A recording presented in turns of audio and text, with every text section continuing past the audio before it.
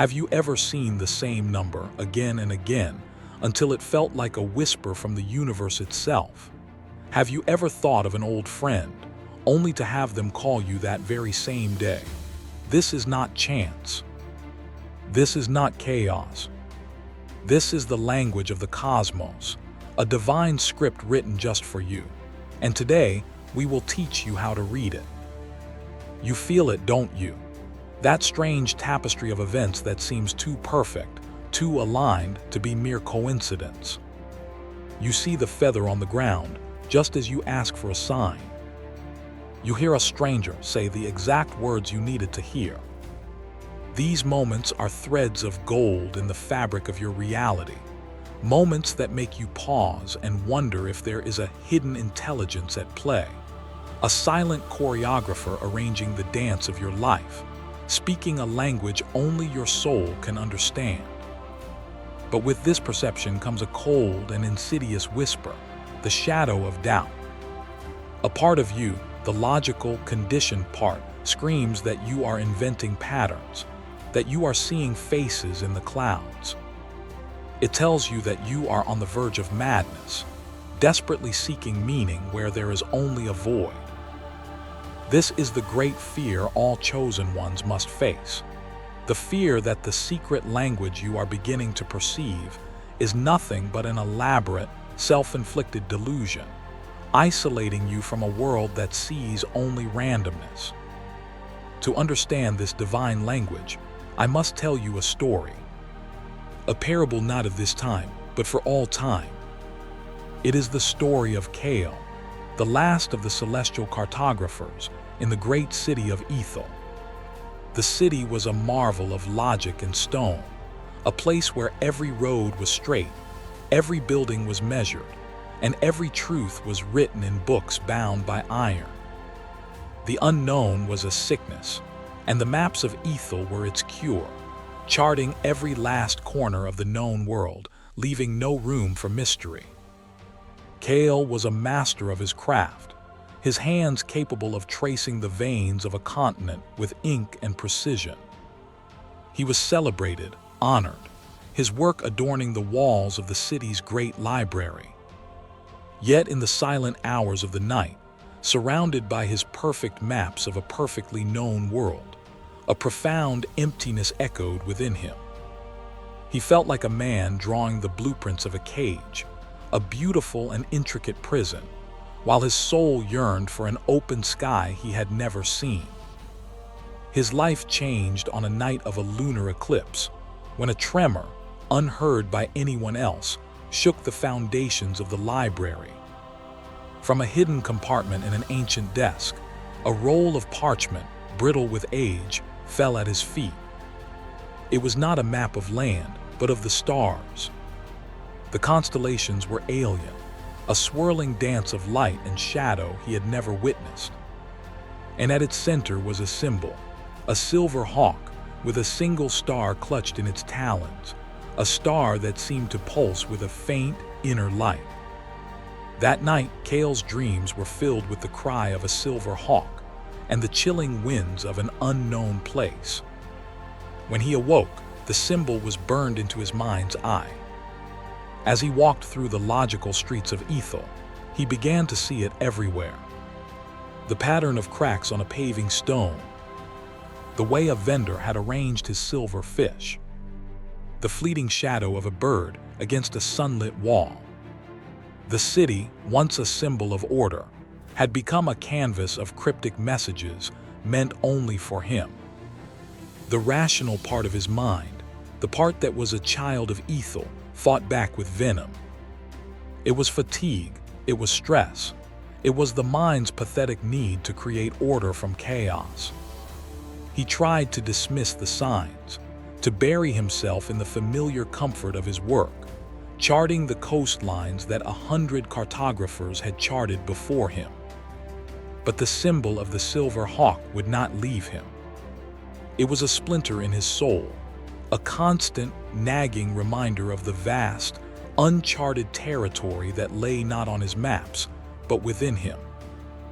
One afternoon, while seeking refuge in the city's archives, A dusty tome on forgotten mythologies fell from a high shelf, opening to a page depicting the very same silver hawk. The text spoke of it not as a creature, but as a guide, a psychopomp that appears only to those who are meant to walk between the worlds, the star-stricken who are tasked with mapping the unseen. The book described a place, the Obsidian Spire, said to be located in the heart of the uncharted lands, the one place forbidden to the cartographers of Ethel. The fear that had been a whisper now became a roar. To seek the uncharted lands was professional suicide and social exile. It was to embrace the very madness the city of Ethel had been built to keep at bay. His friends would call him a fool. His mentors would call him a traitor to the craft of logic and reason. He would lose everything: his prestige, his comfort, his identity as a master cartographer. The shadow of doubt held him paralyzed, showing him visions of a lonely, destitute end, a madman chasing shadows in a barren wasteland. For weeks, Cale was a ghost in his own life, the conflict tearing him apart. He would trace the familiar lines of his maps during the day and trace the alien constellations of the star chart at night. The world of logic and the world of symbols were at war within him. The city of Ethel felt cold, its order suffocating. The whispers of the hawk felt terrifying, its promise of freedom laced with the poison of potential insanity. He was trapped between a world that was no longer his and a world that might not even exist. The breaking point came during the grand equinox ceremony, the city's highest celebration of order and predictability. As the High Elder spoke of the perfection of their known world, a great silver hawk, a creature not seen in the region for centuries, descended from the sky. It circled the central plaza once, its piercing cry silencing the entire city, before dropping a single, obsidian black feather that landed directly at Cale's feet. In that moment of impossible public spectacle, Cale's fear did not vanish, but it was eclipsed by a certainty so profound it felt like a tectonic shift in his soul. That night, under the cold light of the known stars, Cale packed a small bag. He left behind his maps, his tools, his awards. He took only the strange star chart, the obsidian feather, and a compass that now felt like a child's toy. He walked out of the gates of Ethel, not as a master cartographer, but as a seeker, a fool, a star-stricken soul following the cry of a hawk into the terrifying, liberating embrace of the unknown. His journey into the world of synchronicity had truly begun. The uncharted lands were a stark contrast to the predictable plains surrounding Ethel. Here, the paths were not straight but winding. The trees grew in strange, spiral patterns, and the very air hummed with an energy that was both unsettling and invigorating. For the first few days, Cale was utterly lost, relying on his old skills of navigation, but the sun seemed to play tricks on him, and the stars at night were obscured by a strange, shimmering mist. His compass needle spun uselessly.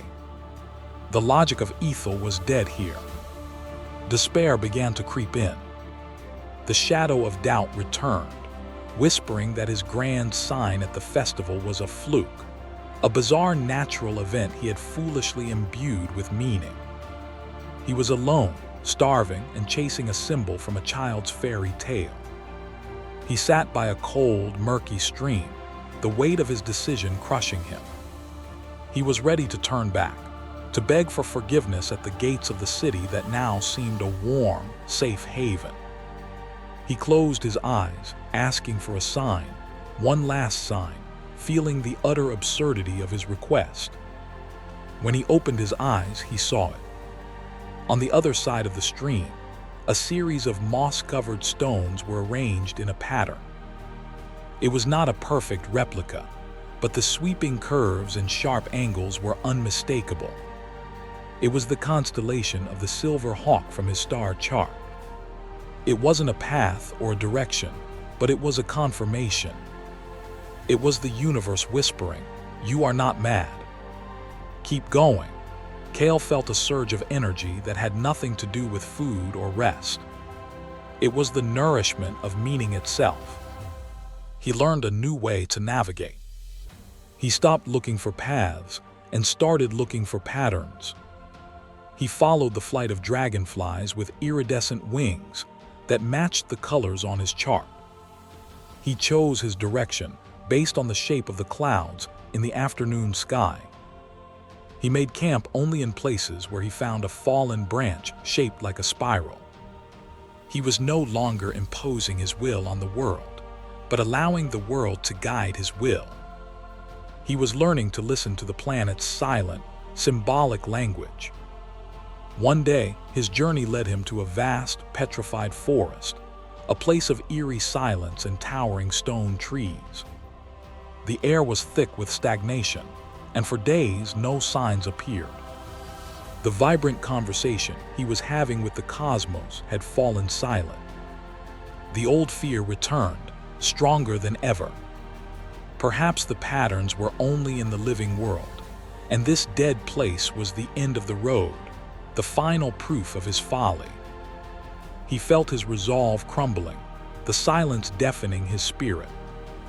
He was about to give up, to lie down and let the forest claim him, when he noticed something on the trunk of a massive stone tree. It was a carving, ancient and weathered, almost invisible. It depicted a figure holding a compass, but the needle of the compass was broken. Below it, the figure was pointing not to the horizon, but to his own heart. The message was clear. When the outer world falls silent, the true compass lies within. The signs were not just external. The journey required an internal map as well. Closing his eyes, Cale focused on the feeling that had first driven him from Ethel, that deep, inner yearning. He ignored his hunger, his fatigue, his fear. He asked not the world but his own soul which way to go. A faint pull, a subtle, intuitive tug, guided him toward the densest, darkest part of the dead forest, a direction his logical mind screamed was suicide. Trusting this inner compass for the first time, he walked into the gloom. After what felt like an eternity, he emerged from the petrified forest into a hidden valley, alive with impossible colors and strange, musical flow. The air was clear and sweet. In the center of the valley stood a solitary figure, an old woman with eyes that seemed to hold the star-dusted patterns of the night sky. She was tending a garden of crystal that chimed with the passing breeze.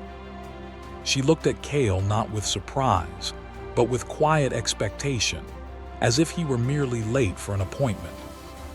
The compass of the heart is a difficult instrument to trust, is it not, cartographer? She said, her voice like the chiming of her crystals. It speaks in whispers while the world of stone shouts. Cale, stunned, could only nod. He asked her if she knew the way to the obsidian spire. She smiled gently. One does not find the spire by walking. It is a place that finds you, when you have learned to read the map you carry behind your eyes. You have read the whispers in the stones and the flight of birds, but you have not yet learned to read your own shadow. The woman, who called herself Elara, offered him shelter. She taught him not about navigation, but about himself. She showed him how his arrogance as a master cartographer had blinded him, how his fear of being wrong was a cage far stronger than the walls of Ethel.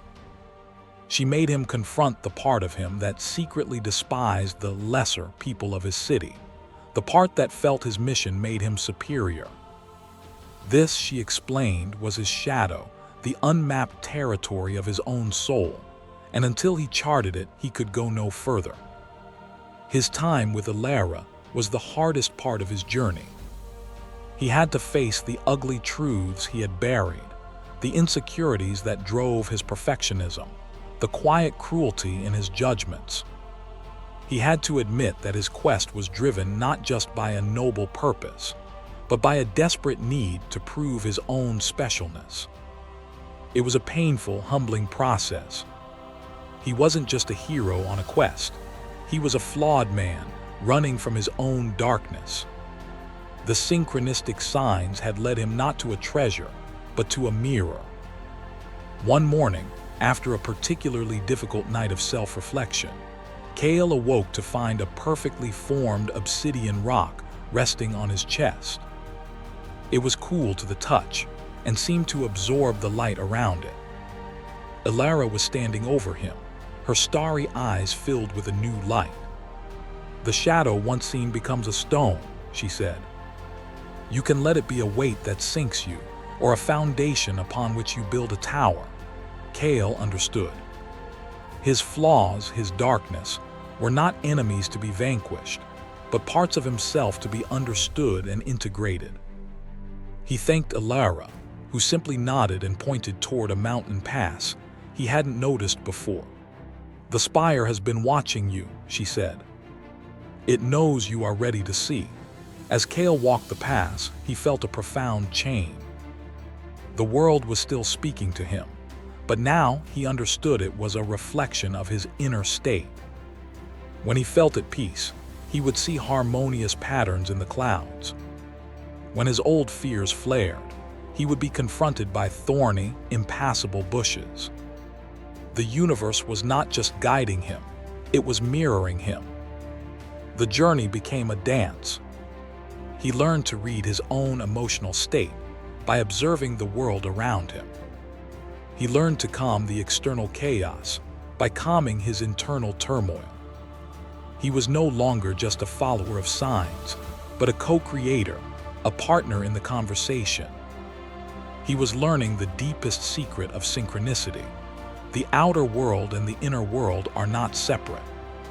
They are two faces of the same, single reality, locked in a perpetual, meaningful dialogue. Finally, after months of travel that felt like a lifetime of inner work, he saw it. Rising from the heart of a secluded crater-like valley was a single, impossibly tall spire of pure, polished obsidian. It did not reflect the light. It seemed to drink it, creating a column of pure darkness against the bright blue sky. It was not a building, but a natural formation, a perfect needle of volcanic glass pointing from the heart of the world to the center of the heavens. It was the obsidian spire. As he approached, he felt an overwhelming sense of awe and terror. The air crackled with energy. He saw that the surface of the spire was not smooth, but covered in billions of microscopic etchings, grooves, and lines. He ran his hand over it and realized with a shock what they were. They were maps. Maps of coastlines that had never existed, maps of cities that would not be built for 1,000 years, and maps of constellations from galaxies beyond his own. It was an archive of all that was, is, and could be. But most importantly, as he looked closer, he found one small section of the spire that was still smooth, still unwritten. As he looked at it, he saw his own reflection, but it was not his face of today. It was the face of an old, wise man, his eyes twinkling with the same starlight he had seen in Ilara's. And in that reflection, he saw the entire journey he had just taken, not as a straight line, but as a perfect, beautiful spiral, a celestial constellation in its own right. He finally understood. The quest was never about finding the spire. The spire was just a destination to give his journey a purpose. The true purpose was the journey itself, the process of learning to read the hidden language of the universe, of navigating by meaning instead of by sight. The goal was to transform himself from a cartographer of the outer world into a cartographer of the soul. The smooth, unwritten part of the spire was his future, a future he now had to write not with ink and parchment, but with intention and awareness. Cale did not stay at the spire. Its purpose was served. He turned and began the long walk back, but he was not the same man. He did not need the path to guide him anymore. He navigated by the internal compass of his heart, now steady and true. The world still sent him signs, but they were no longer desperate breadcrumbs for a lost soul. They were joyful affirmations, celebratory notes in a grand symphony he was now helping to conduct. When he finally reached the outskirts of Ethel, he did not enter. He saw its straight roads and rigid buildings not as a prison, but as a place of slumber, a place waiting for its own awakening.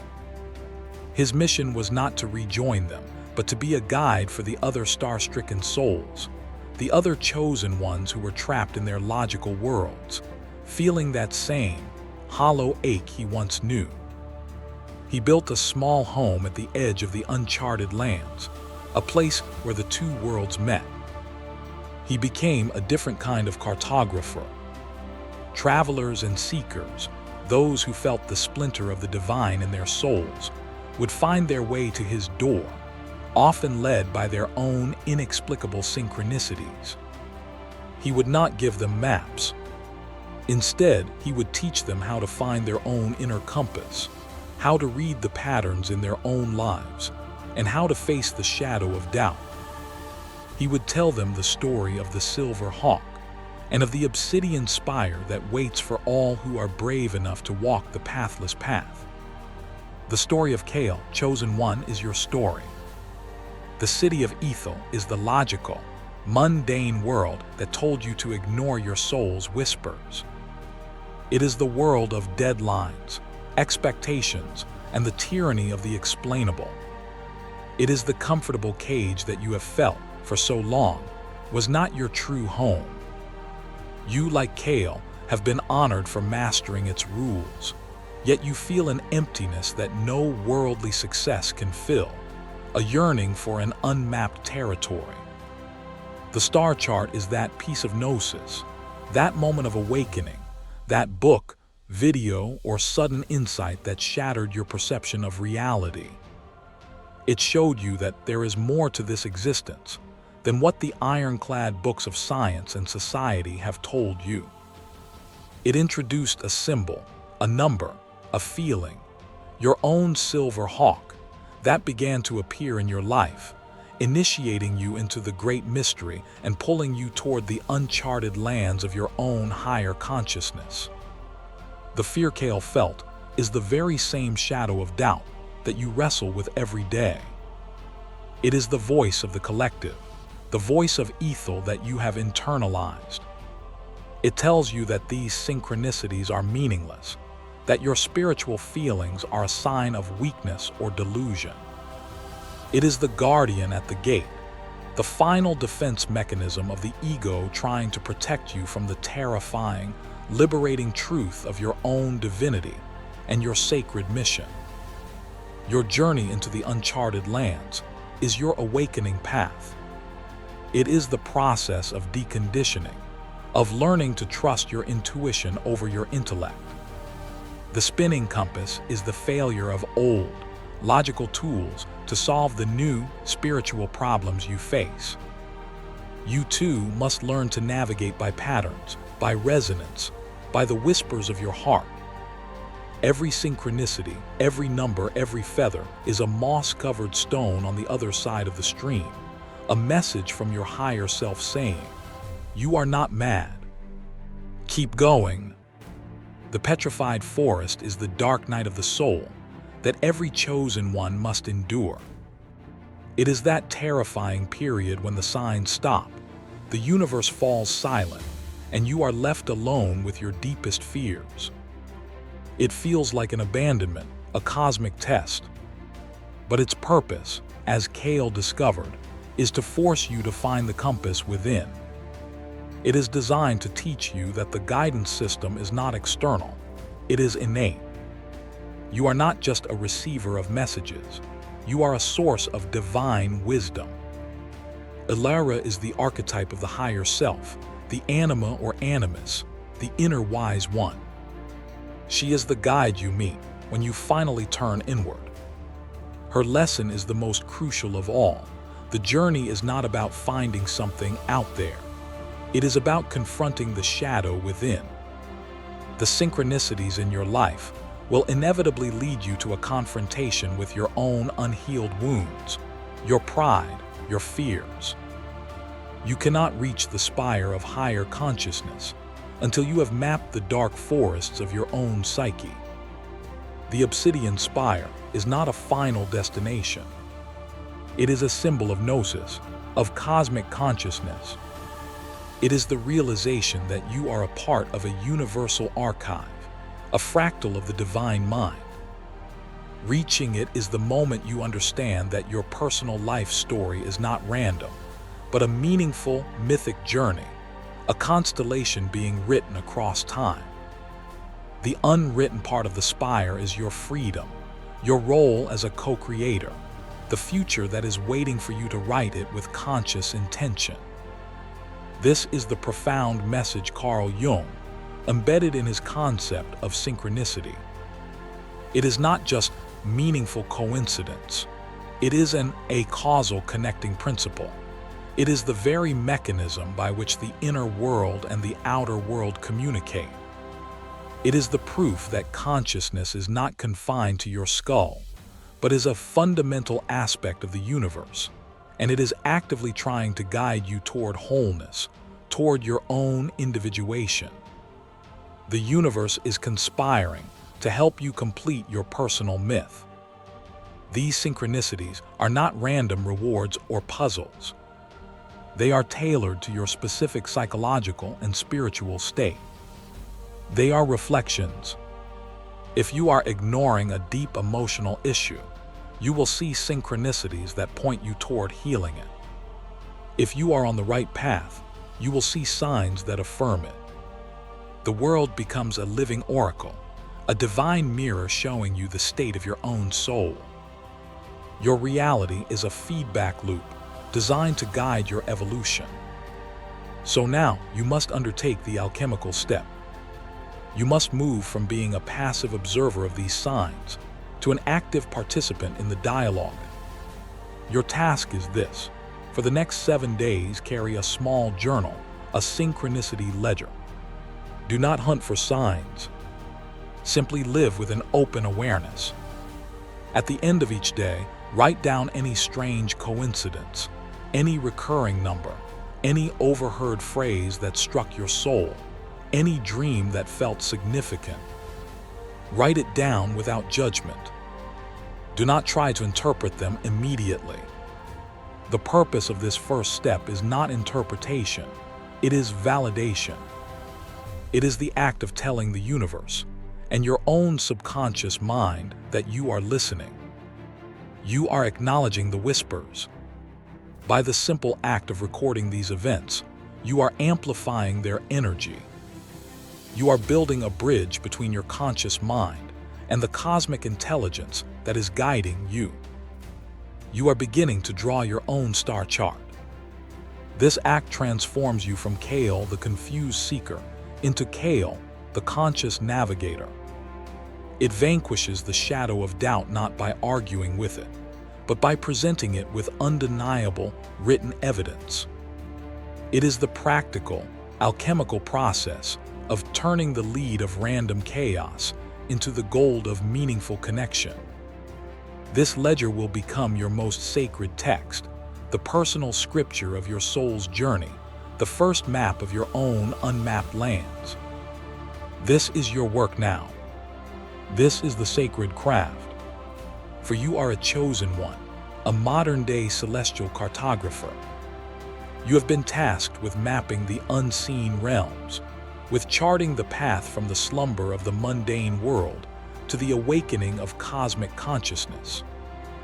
Your life is not a random series of events. It is a divine mission, encoded in the synchronicities that guide your every step. Therefore, you must make a vow to no longer dismiss the whispers of the universe as mere chance. A vow to trust the compass of your heart, even when it leads you into the dark forest. A vow to face your own shadow with courage, knowing it is the key to your greatest power. A vow to see your life not as a struggle, but as a myth in the making, a sacred story that will become a map for others who are lost. Subscribe to Soul Cipher, for this is not merely a channel. It is your new cartographer's guild, a gathering place for the star-stricken. Each transmission, each key we provide, is another tool to help you read the divine blueprint of your soul. Your journey is sacred, and you do not have to walk it alone. Take this vow, begin your ledger, and claim your destiny as a map maker of the new world. The cosmos is speaking. It is time to listen.